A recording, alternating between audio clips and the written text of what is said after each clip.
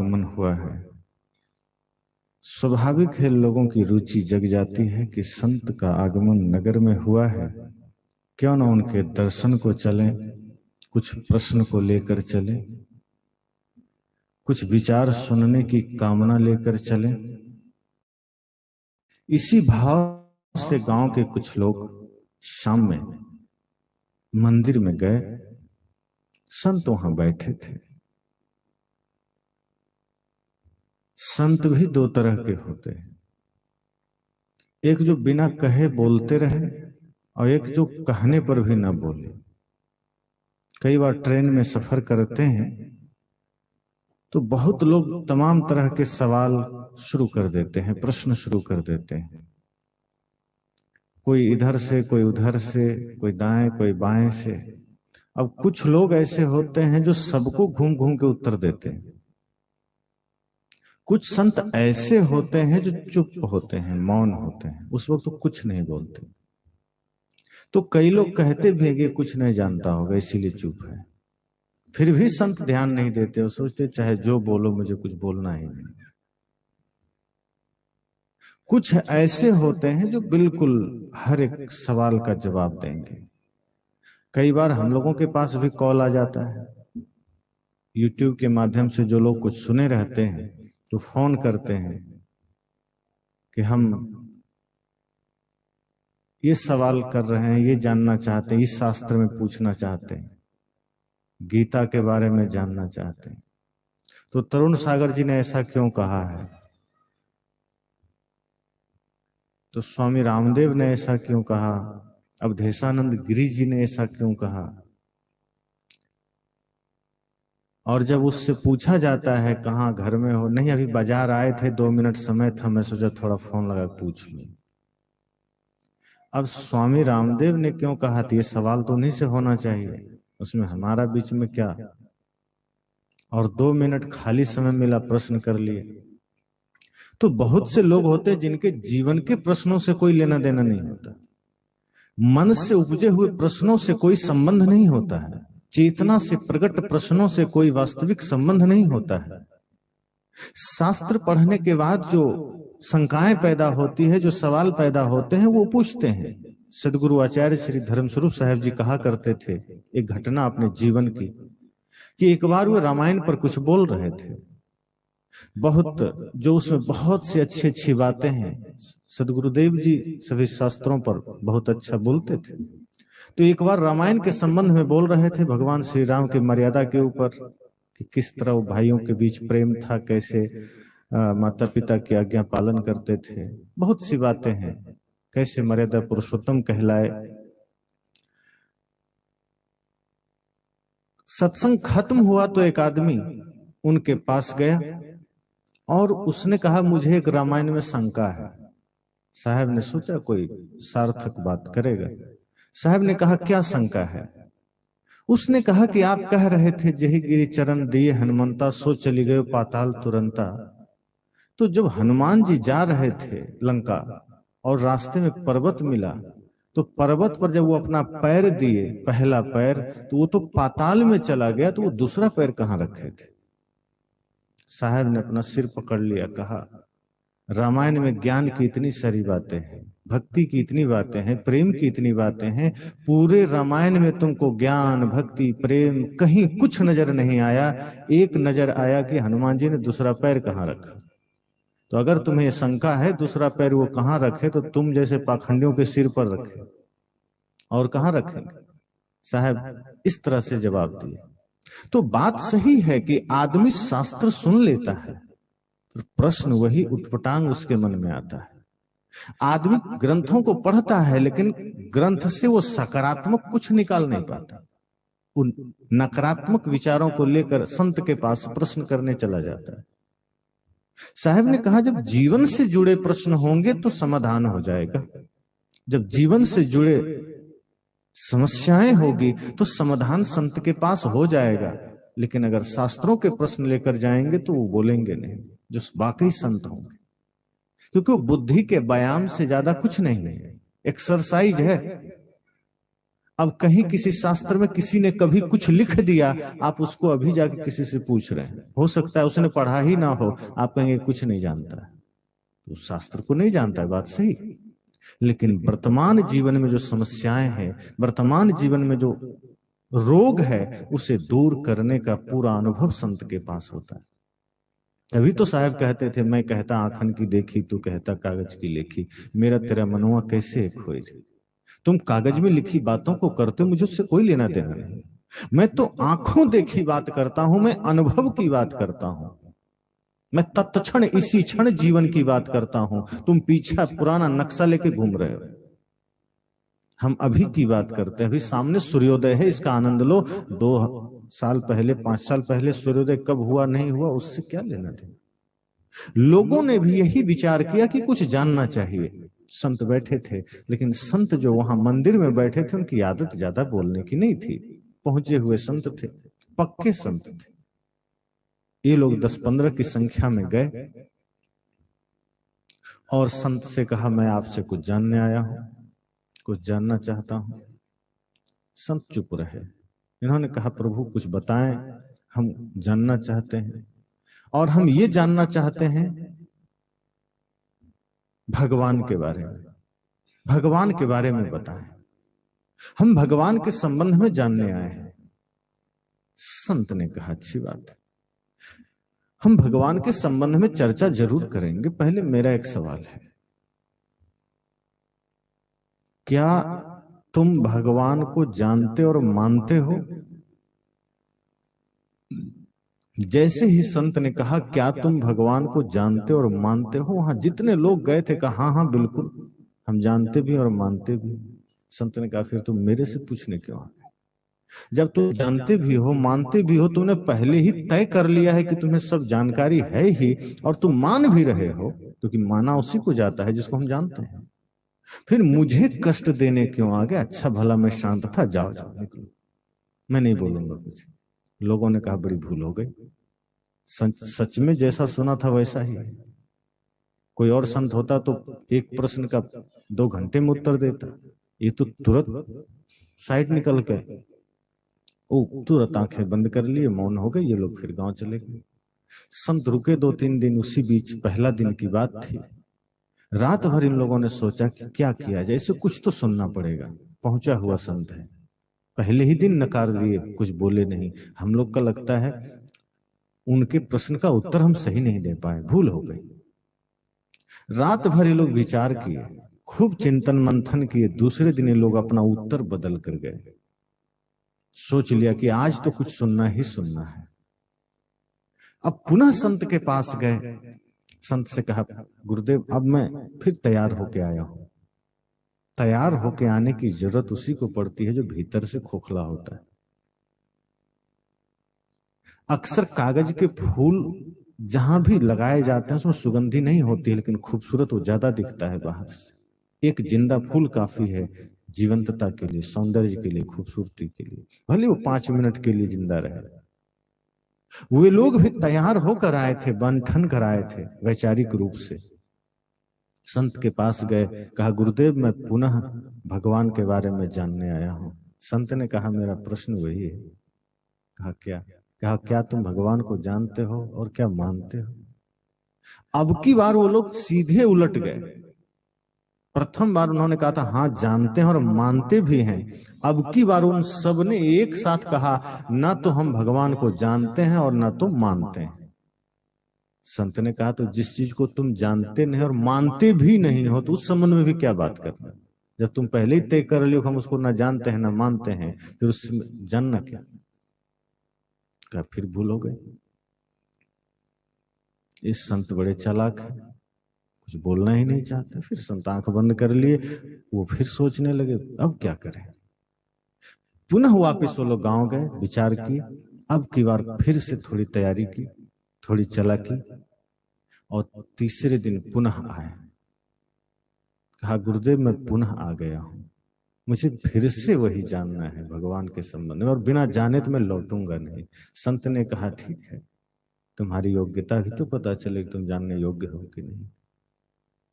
आदमी जब पहले से कुछ तय कर लेता है फिर उसकी जानकारी वहां सीमित हो जाती है, रुक जाती है। जैसे आपको यहाँ से रायपुर जाना हो और किसी पत्थर में, सड़क पर जाते ही पत्थरों में लिखा होता है ना रायपुर 40 किलोमीटर या 50 किलोमीटर, फिर उसके आगे के पत्थर में 1 किलोमीटर कम होगा, फिर और कम होगा, ऐसे करते करते जब आप रायपुर के मेन चौक पर चले जाएंगे जहां रायपुर 0 लिखा होगा, तो समझ जाइए आप रायपुर पहुंच गए।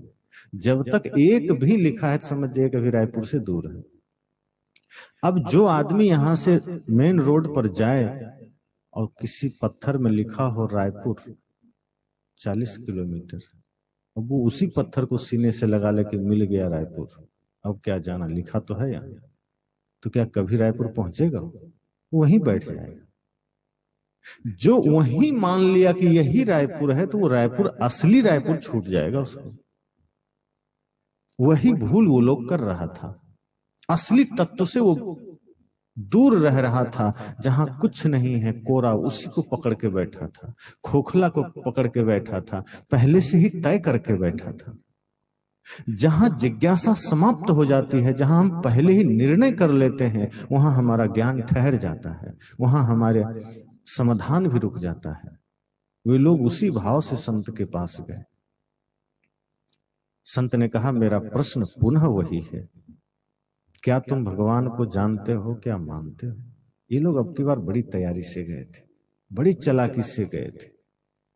10 लोग, 20 में से 10 लोग हाथ उठाए कि हाँ मैं भगवान को जानता हूं और मानता भी हूं, और 10 लोगों ने हाथ उठाया कि नहीं, न तो मैं भगवान को जानता हूं ना मानता हूं, अब तो आपको कहना ही पड़ेगा। संत हाथ जोड़ लिए, क्षमा कर।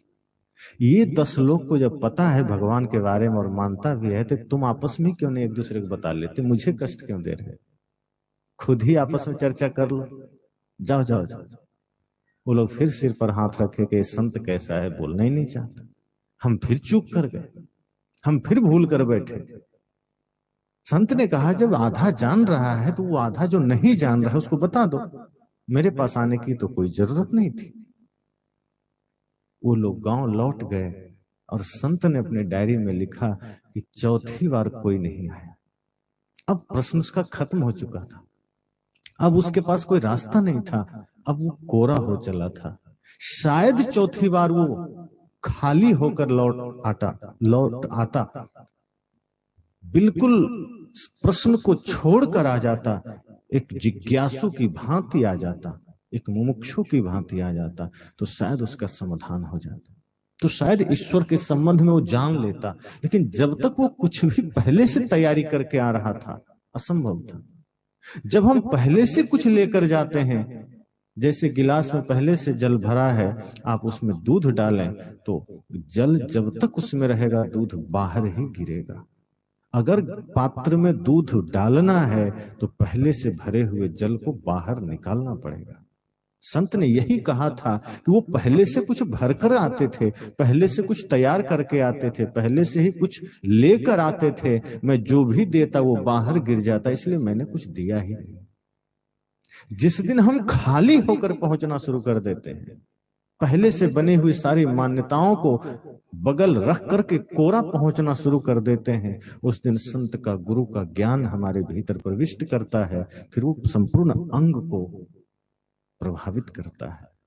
अभी हम पहले से इतने भरे होते हैं, तमाम शास्त्रों से, दुनियादारी से इतना हम पहले से ही पैक हो जाते हैं कि जो ज्ञान हमें मिलता है वो बाहर बाहर गिर जाता है और हमारे जीवन में कोई परिवर्तन नहीं होता। वो ज्ञान मस्तिष्क में तो चला जाता है, वो हमारे हृदय तक नहीं जा पाता। जिस ज्ञान को हृदय तक जाना चाहिए वो मस्तिष्क में रुक जाता है, और जिस कचड़े को यहां रुकना चाहिए वो हृदय में चला जाता है। जब कोई सत्संग में बैठा है, सत्संग सुन रहा है, 10 दिन के बाद कोई पूछे कि वहां कोलियरी में सत्संग हुआ था, क्या सुना? आदमी ऊपर दाएं बाएं देखता है, कहाँ ध्यान है, 10 दिन हो गए। लेकिन अभी अगर पूछा जाए किसी से कि आपका कभी किसी से झगड़ा हुआ था, तो जो वृद्ध व्यक्ति हैं वो भी ध्यान आ जाएगा, हाँ बचपन में एक बार झगड़ा हुआ था, किसी ने गाली दिया था, और क्या गाली दिया था? तो ये गाली दिया था, इस फील्ड पर दिया था, हमने भी उसको मारा था। गाली, क्रोध सब याद है बचपन का। कहां कहां किससे झगड़ा हुआ वो याद है, किसने कब गाली दिया वो याद है, लेकिन कब किसने ज्ञान दिया वो ज्ञान हम भूल जाते हैं। जिसको यहां लेना था उससे हमने यही ठहरा दिया, जिससे यहां रोक लेना था जिस गाली को, उसको हमने हृदय में उतरने दिया। यही तो उल्टा हो गया। जो ज्ञान हृदय में आना चाहिए वहां हमने गाली को रखा हुआ है, वहां हमने विकारों को रखा हुआ है। साहब कहते हैं जब पात्र पहले से भरा है कचड़े से, तो अमृत भी डालेंगे तो वो बाहर ही जाएगा, उसका कोई प्रभाव नहीं पड़ेगा, उससे जीवन में कोई अंतर नहीं आएगा। इसलिए तो सत्संग चलते हैं, ध्यान चलते हैं, और आदमी भी चलता है लेकिन बदलता नहीं है। सत्संग चल रहे हैं लेकिन कितने भाई भाई में प्रेम हो जा रहा है, कितने लोग परिवार में स्वर्ग का जीवन बनाकर जीने लगे हैं। सत्संग चल रहा है लेकिन कितने ऐसे लोग हैं जो अपने समाज में आदर्श प्रस्तुत कर पा रहे हैं। सत्संग चल रहा है, कितने माताएं एक अच्छी मां बन पाई हैं, कितने पिता एक अच्छे पिता बन पाए हैं, कितने पुत्र एक आदर्श पुत्र बन पाए हैं। हम शास्त्र पढ़ लेते हैं, शास्त्र मस्तिष्क में आ जाता है, दिमाग में आ जाता है, हमारे हृदय में उतरता नहीं, और हम होते वही हैं जो हमें नहीं होना चाहिए। वही विकारों के साथ हम जीते हैं, वही कामनाओं के साथ जीते हैं, उन्हीं इच्छाओं के साथ जीते हैं। ज्ञान से तालमेल हमारा वास्तविक जीवन में नहीं होता। कभी कहीं कुछ सुनाना पड़े तो ज्ञान मस्तिष्क से बाहर आ जाता है, लेकिन जब कहीं जीना पड़े, हम जीते हैं 24 घंटे, उस जीने के क्रम में ज्ञान वहां नहीं होता। अगर जीवन जीने के क्रम में ज्ञान हो तो हम कभी किसी से उलझेंगे नहीं। एक व्यक्ति पूछ रहे थे प्रश्न कि कोई गाली दे तो क्या करें। अब ये सवाल इसलिए आया है क्योंकि कोई गाली देता है तो हमें गाली देने की इच्छा होती है, कोई क्रोध किया तो हमें क्रोध करने की इच्छा होती है। किसी के गाली का जवाब हम गीत से देने का कहां सोचते हैं, किसी के क्रोध का जवाब हम प्रेम से देने को कहां सोचते हैं। हम उसमें अपनी तौहीनी समझ लेते हैं, अपमान समझ लेते हैं कि कोई हमको गाली कैसे देते। हम इतने कमजोर हैं, अगर कोई गाली देगा तो हम गोली दे सकते हैं लेकिन गीत नहीं दे सकते। कोई हमको क्रोध दे देगा तो हम उसको सिर फोड़ सकते हैं लेकिन हम प्रेम नहीं दे सकते। हम अपनी बहादुरी इसमें समझते हैं कि हम क्रोध का जवाब क्रोध से दें। हम अपनी बहादुरी इसमें समझते हैं कि किसी की गाली का जवाब गोली से दें, जबकि असली बहादुरी तो ये है। गाली का जवाब गाली से तो कोई भी दे लेता है, गाली दी आपने, गाली दे दी, ये तो बहुत साधारण सी बात है। गाली का जवाब गीत से देना ये बहादुरी का काम है, ये सबसे नहीं होता। जो ऐसा कर लेता है समझना वही साधक है, वही जिज्ञासु है, वही भक्त है, वही पुजारी है। तो ज्ञान हमारे भीतर यहां नहीं पहुंच पाता, वो मस्तिष्क में ठहर जाता है, और जो कचरा है जिससे यहां नहीं आना चाहिए वो यहाँ के द्वारा यहीं आ जाता है। और जब हृदय में कचरा होगा तो ज्ञान यहाँ कभी नहीं आएगा नहीं। इसलिए हम महापुरुषों के मंदिर बना देते हैं। किस लिए बाहर बना देते हैं कि भगवान आप वहीं ठीक है। राम जी के मंदिर बना दिए, कृष्ण जी के मंदिर बना दिए, सदगुरु कबीर का भी मंदिर बना दिए, भगवान बुद्ध का बना दिया, अब तो बाबा साहेब अम्बेडकर का भी मंदिर हम बनाने लगे। हम उन लोगों को जो हमारे जीवन में कदम कदम पर जरूरी है, जिन्हें हमें साथ लेके चलना चाहिए, जिन महापुरुषों को हमने मंदिर बना के ताले में बंद कर दिया। उनके लिए सबसे बढ़िया मंदिर तो ये हृदय था, हमें यहाँ रखना था। उन महापुरुषों को हमें अपने हृदय में रखना था। हमने कहा नहीं, यहाँ जरूरत नहीं है आपका, यहाँ तो रावण ठीक है। क्योंकि जब तक यहाँ राम का आगमन हो जाएगा तो बुराई कहाँ रहेगी। इसलिए यहाँ रावण ही ठीक है, क्योंकि रावण रहेगा तभी तो छल प्रपंच कर पाएंगे, तभी तो भाई से झगड़ा कर पाएंगे। भाई से झगड़ा हो रहा है मतलब इस हृदय में रावण का वास है। रावण क्या कोई राक्षस है? रावण एक प्रवृत्ति है, एक सोच है, एक विचारधारा है जो राक्षसी प्रवृत्ति है, जो आसुरी प्रवृत्ति है। तो हम यहाँ हृदय में एक राक्षसी प्रवृत्ति को जगह दे रखे हैं। इस वजह से भाई से झगड़ा है, पिता से झगड़ा है, सास बहू का झगड़ा है, सामाजिक झगड़ा है। और जब हम यहाँ सदगुरु कबीर को जगह देने लगेंगे तो कोई समस्या रह पाएगी समाज में। जिस दिन सच में इस हृदय में बुद्ध का निवास हो जाए, डॉक्टर भीमराव अंबेडकर जी का निवास हो जाए, उस दिन कोई समस्या नहीं रहेगी। लेकिन दुर्भाग्य है, इनका जगह जो कि हमारा हृदय है, हम इन्हें बाहर कर देते हैं। तो जो अच्छी चीजें हैं वो हम यहाँ आने नहीं देते, खुद नहीं आने देते। हम जानते हैं अगर प्रकाश का आगमन यहाँ हो जाएगा तो यहाँ से अंधकार का मिटना तय है। हम खुद अंधेरे में जीना चाहते हैं। ये विकार अंधेरा ही तो है। ये काम, क्रोध, लोभ, मोह, ईर्ष्या, द्वेष, वैमनस्य, नफरत, घृणा, ये सब अंधकार है और हम इसी के साथ जी रहे हैं। और इसके साथ जीने का मतलब ही इतना ही है कि हमने यहाँ अपने महापुरुषों को आने ही नहीं दिया। पहले तो कम से कम दीवारों में हमारे महापुरुष होते भी थे, घरों की दीवार में। अब तो वो भी हट गए। अब जो दिल से ही जिनको हमने हटा दिया, तो दीवार से हटने में कितनी देर लगी। अब दीवार पर हीरो हीरोइन, क्रिकेटर की तस्वीर अब बच्चे लगाने लगे। अब घर में जाइए तो दरवाजे से ही हीरो हीरोइन के दर्शन शुरू हो जाते हैं। अब वहां भगवानों और महापुरुषों की तस्वीर नहीं लगती। अब जहां दिल से हमने जिनको विदा कर दिया, तो दीवार से विदा करने में क्या दिक्कत है। और जब महापुरुषों को हम दिल से निकाल देते हैं, तो इस दिल में फिर कचरा ही तो आएगा। जिस घर में आप रहना बंद कर दीजिए, वो घर गंदा हो जाता है। एक सप्ताह आप अपना बढ़िया से बढ़िया घर को छोड़ के चले जाइए, दरवाजे खुला करके, फिर आप देख लीजिए वो घर लगेगा जैसे किस गांव का सबसे गंदा घर है। कहीं भी सफाई, स्वच्छता तभी होती है जब वहां इंसान बसते हैं। इस हृदय में भी जब तक महापुरुषों का निवास है, ये हृदय रूपी आंगन साफ रहता है, सुंदर रहता है। फिर यहाँ काम, क्रोध, लोभ, मोह, ईर्ष्या, द्वेष, नफरत, घृणा आदि विकार कभी बस नहीं सकते। जहां प्रकाश का आगमन होगा, जहां प्रकाश का निवास होगा, वहां अंधेरा कभी आ ही नहीं सकता।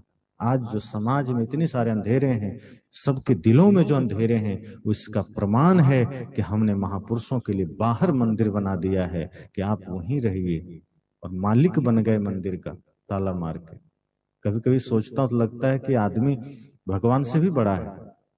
आदमी कहता है भगवान आप ही सब कुछ हैं, लेकिन ये खिलौना वाला मामला है, खेल कि मंदिर भी बनाया, भगवान को भी बसाया, ताला भी मार दिया कि जब मेरी इच्छा होगी खोलेंगे, जब हमारी इच्छा होगी खिलाएंगे।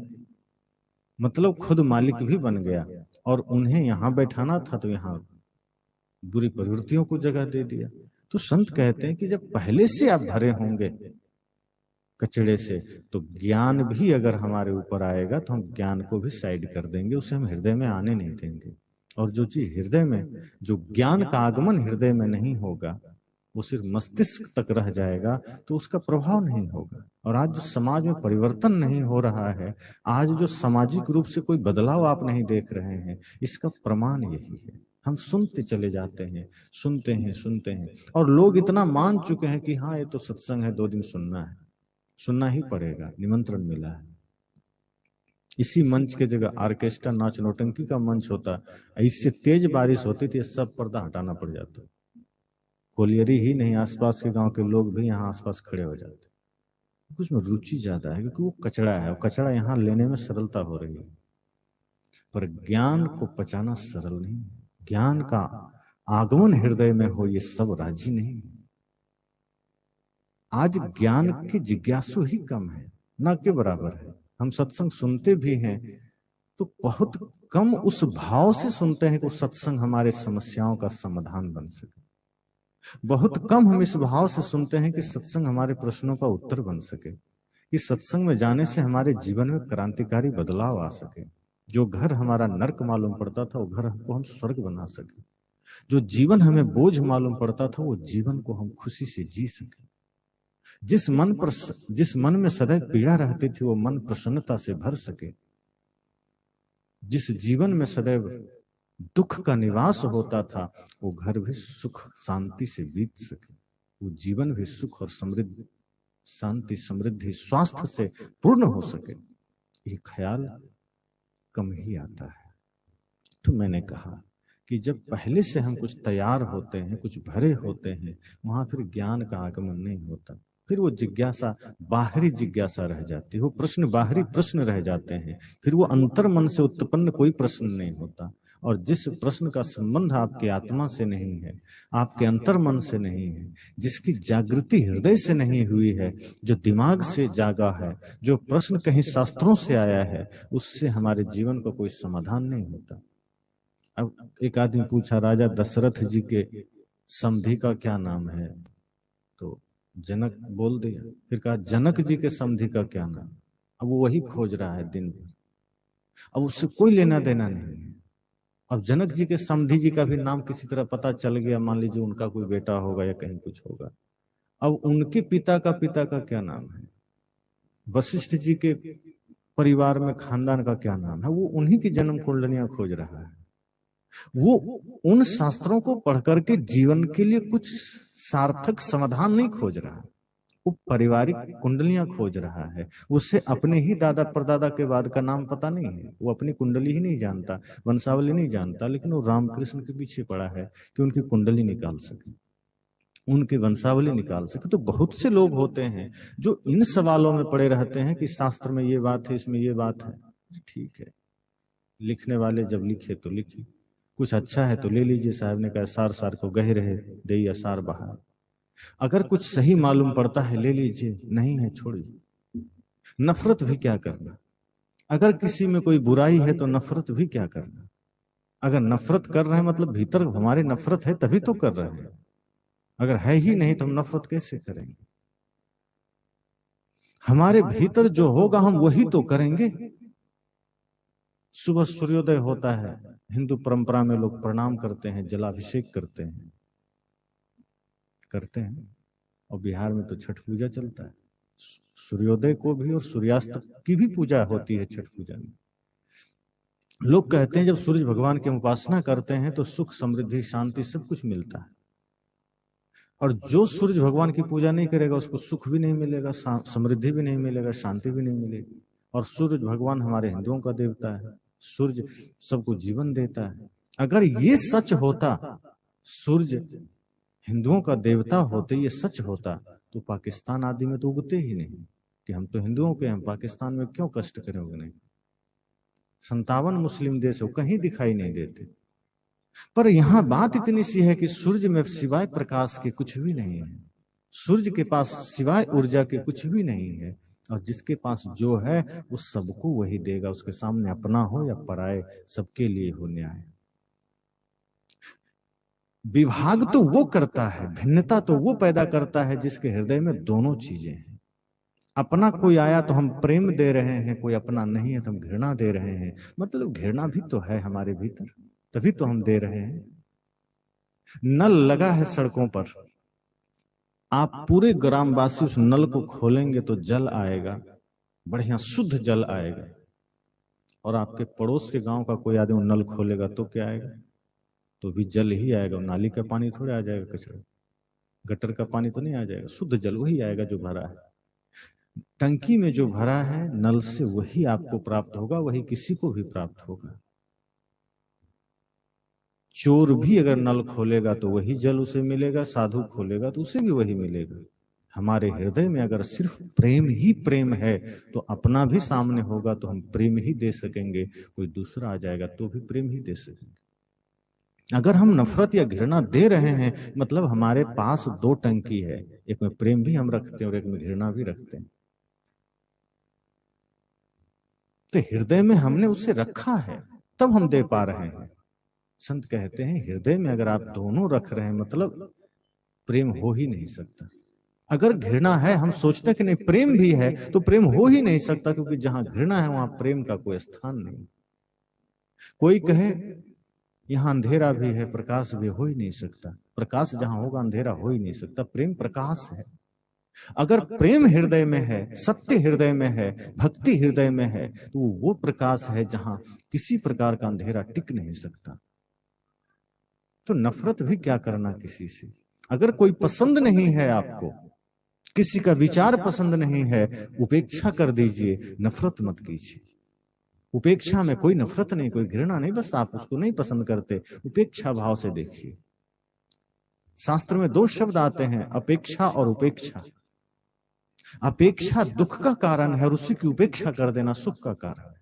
जब हम किसी से अपेक्षा कर लेते हैं, किसी भी प्रकार की अपेक्षा, वो दुख का कारण बनता है।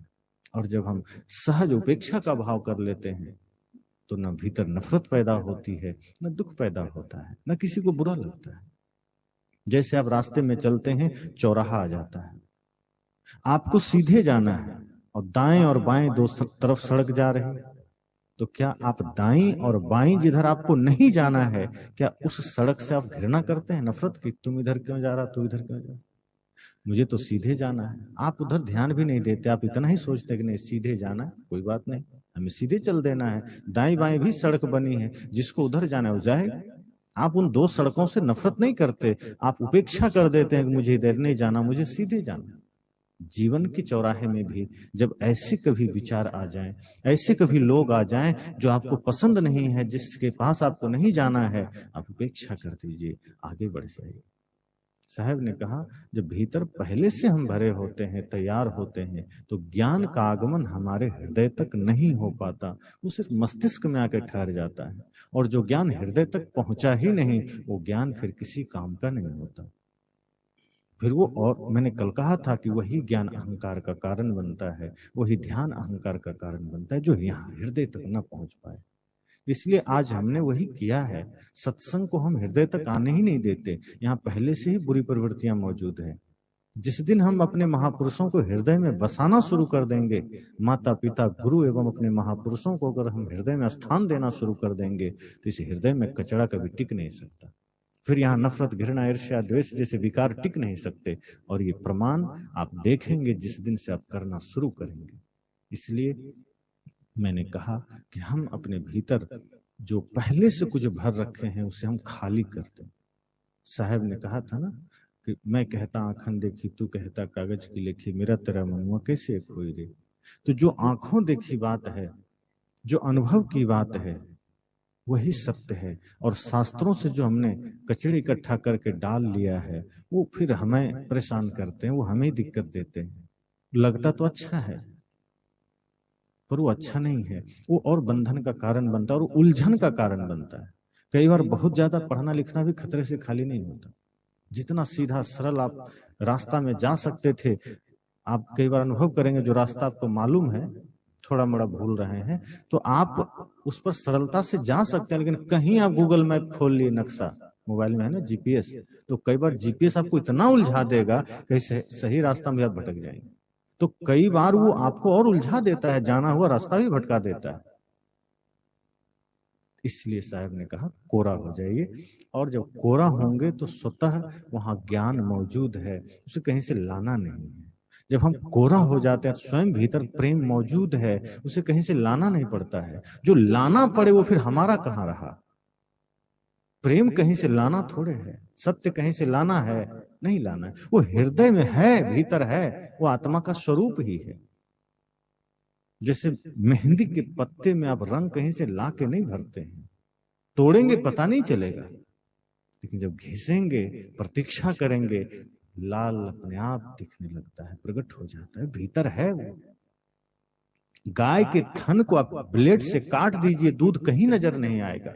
कोई आदमी सोचे कौन घंटा भर दूध निकाले, थन में ब्लेड मार देते हैं, के बार सब दूध निकाल लें। अब करके देखना, एक बूंद बूंद दूध नहीं निकलेगा, क्योंकि वो तरीका ही नहीं है। जो उसका तरीका है उस तरह से आप निकालेंगे तो सारा का सारा दूध आ जाए। मेहंदी के पत्ते को घिसेंगे, लालिमा प्रकट हो जाएगी, गाय के थन से दूध प्रकट हो जाएगा। ऐसे ही बस भीतर के कचड़े को बाहर करना है, भीतर के आडंबर को बाहर करना है। जैसे ही हृदय कोरा होता है, शुभता का आगमन, सत्य का आगमन वहां स्वतः हो जाता है, प्रेम का प्रगटीकरण स्वतः हो जाता है। तो इसलिए ऐसे ही संकल्प और ऐसे ही भाव लेकर हम सब भी अपने जीवन में यात्रा करते रहें। निश्चय ही सदैव हम सत्संग और ध्यान के आलोक में सुखी और संपन्न रहेंगे, समृद्ध रहेंगे। इन्हीं मंगल कामनाओं के साथ विराम।